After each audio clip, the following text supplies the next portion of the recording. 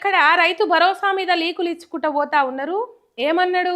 నేను అధికారంలోకి వస్తే కేసీఆర్ 10,000 బిచ్చం ఎత్తాను, నేను అధికారంలోకి వస్తే 15,000 రూపాయలు ఎత్తా అని చెప్పిండు. 3 విడతలు ఎగ్గొట్టిండు రైతు భరోసా పైసలు. ఇప్పుడు ఎక్కడ జడ్పీటీసీ ఎంపీటీసీ ఎన్నికలకు పోతే రైతు భరోసా పైసలు వేయబడుతుంది అని చెప్పేసి ఆలోచన చేసి ఎక్కడ రైతు భరోసా పైసలు వేయాలను అని చెప్పేసి ఒక భయానికి గురై భయానికి లోనై మున్సిపల్ ఎన్నికలు ఆ ఫండ్స్ కోసమే, ఆ నిధుల కోసమే ఇప్పుడు మున్సిపల్ ఎన్నికలకు పోయింది కూడా. ఏవైతే 540 కోట్లు 450 కోట్ల రూపాయలు ఏవైతే ఉన్నాయో అవి అనవసరంగా రావు అని చెప్పేసి ఆలోచన చేసి మున్సిపాలిటీ ఎన్నికలకు పోయిండు. ఆ మున్సిపాలిటీ ఎన్నికలకు పోతే రైతు భరోసా పైసలు అవసరం లేదు, ఎందుకంటే మున్సిపాలిటీలలో రైతులు వ్యవసాయం చేయరు. ఎందుకు వ్యవసాయం చేయరు? వల్ల రైతులు చేస్తారు కదా, మున్సిపాలిటీలలో కూడా ఉంటారు కదా వ్యవసాయం చేసేటోళ్ళు.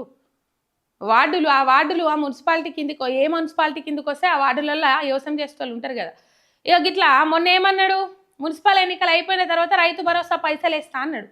తుమ్మల నాగేశ్వరరావు ఏం చెప్పిండు? ఇప్పుడే రైతు భరోసా పైసలు ఏమన్నారు.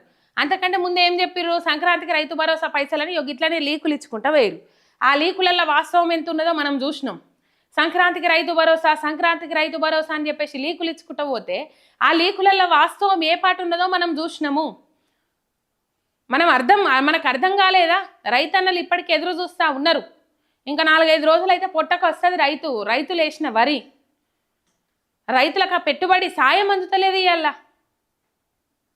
అట్లా ఇట్లా అల్లం బెల్లం లట్టు పొట్టు నేనిత్తా రైతులకు రైతు భరోసా పైసలు ఇస్తా, ఇట్లా 15,000 రూపాయలు ఇస్తా, వ్యవసాయ కూలీలకు 12,000 ఇస్తా, భూ యజమానులకు కూడా 15,000 ఇస్తా, కౌలు రైతులకు కూడా 15,000 ఇస్తా, ఇట్లా చెప్పుకుంటా పోలే బొంకుకుంటా పోలే.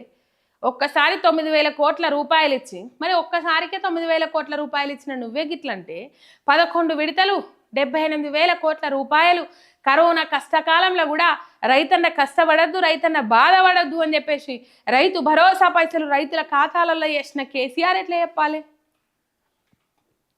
కేసీఆర్ చెట్లకు గుట్టలకు పుట్టలకు ఎత్తండి చెప్తివి.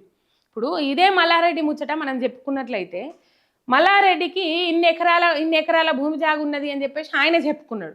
ఆయన చెప్పుకోగానే సీతక్క వచ్చి మల్లారెడ్డికి ఇన్ని ఎకరాలకు పైసలు ఎత్తాడు కేసీఆర్ రైతు బంధు కింద అని చెప్పేసి మాట్లాడితే సీతక్క కనీసం మల్లారెడ్డి ఖండించలే. నాకు గన్ని ఎకరాలకు ఎట్లా పడుతుంది, గిన్ని ఎకరాలకు పడుతుంది అని చెప్పేసి కనీసం మల్లారెడ్డి ఖండించలే. అట్లా అది బలంగా నాటుకొని పోయింది. రైతు భరోసా పైసలు రైతుల ఖాతాలలో వేస్తుండు కేసీఆర్ అనే దానికంటే కొద్దిగా వీళ్ళు చేసిన ప్రాపగండ వల్ల చెట్లకు గుట్టలకు పుట్టలకు కూడా ఎత్తాడు కేసీఆర్ అనే కాడికి దాన్ని తీసుకుపోయారు. మరి మీరు చెట్లకు గుట్టలకు పుట్టలకు వేయకపోతే పోతిరి రైతులకు పండించే పంటలకే వేయాలి కదా. ఎన్ని విడతలు ఎగ్గొట్టిరు? 3 విడతలు ఎగ్గొట్టిరు.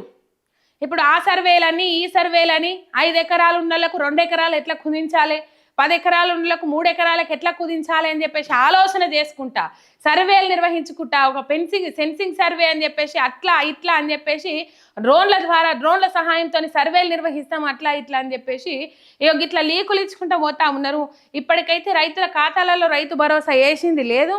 ఒకవేళ మున్సిపల్ ఎన్నికల తర్వాత వేయకపోతే మాత్రం ఇప్పుడప్పుడే జడ్పీటీసీ ఎంపీటీసీ ఎన్నికలకు పోయేది లేదు కాబట్టి మేము అది చేయాల్సిన అవసరం లేదు అని చెప్పేసి ఈ లీకులు ఇస్తురేమని చెప్పేసి డౌట్ అనుమానాలు. ఒకసారి చూడుర్రి, ఏమీ లేదు.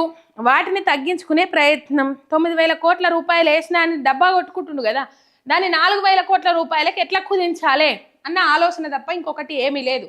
సాగులో ఉన్న భూములకే Rythu Bharosa, survey ground truth వివరాలతో పెట్టుబడి సాయం ఇచ్చే యోచనలో సర్కారు. వచ్చే యాసంగి నుంచే కొత్త విధానం, శాటిలైట్ మ్యాపింగ్ ఆధారంగా సాయం. అంటే ఈ మున్సిపల్ ఎన్నికల తర్వాత కూడా లేదన్నట్టు రైతు భరోసా వచ్చే యాసంగి నుంచే వేస్తారట. అంటే ఈ పంట కొయ్యాలి, కోసిన తర్వాత అది చేసుకోవాలి, మళ్ళీ యాసంగికి వేసేటప్పుడు ఇస్తారట. అంటే ఈ మధ్యలో 2 విడతలు ఏవైతే ఉంటే ఆ 2 విడతలు ఎగ్గొడతారు అన్నట్టు, అంతేనా? ఇక్కడ క్లియర్ కట్గా రాసుకొని వచ్చిరు చూడుర్రి.